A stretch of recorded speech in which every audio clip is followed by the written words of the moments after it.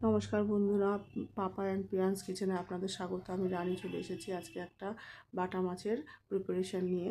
তো আজকে বাটা মাছের সর্ষে পোস্ত দেখাবো।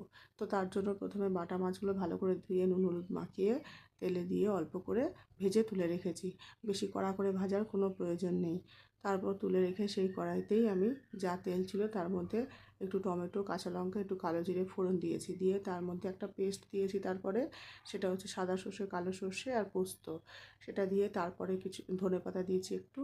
তারপরে বেসিক যে মশলাগুলো, গুঁড়ো মশলা, সেগুলো দিয়েছি, যেমন নুন, হলুদ, লঙ্কার গুঁড়ো দিয়ে তারপর ভালো করে নেড়ে চেড়ে মিশিয়ে নিতে হবে। নিয়ে এবার মিক্সির বাটি দেওয়া জলটাও একটু দিয়ে দেবো। দিয়ে এবার ভালো করে এটাকে ঢাকা দিয়ে কষিয়ে নিতে হবে একদম তেল ছাড়া অবধি। ভালো করে মশলাটা না কষালে কিন্তু হবে না। এরকম তেল ছাড়া হলে তবে বুঝতে হবে মশলাটা কিন্তু রেডি হয়ে গেছে। তারপর এবার একে একে মাছগুলো এর মধ্যে দিয়ে দিতে হবে। দিয়ে এবার পরিমাণ মতো জল দেব। এটা কিন্তু টালটালে ঝোল হবে না, একটু গামাখো গামাখো হবে।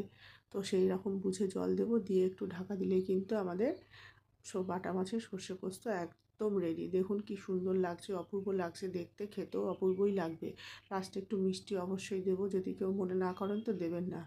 তো দেখুন কেমন লাগছে। আর আমার ভিডিও যদি আপনাদের ভালো লেগে থাকে অবশ্যই সাবস্ক্রাইব করে পাশে থাকবেন। নমস্কার বন্ধুরা, ভালো থাকবেন, সুস্থ থাকবেন।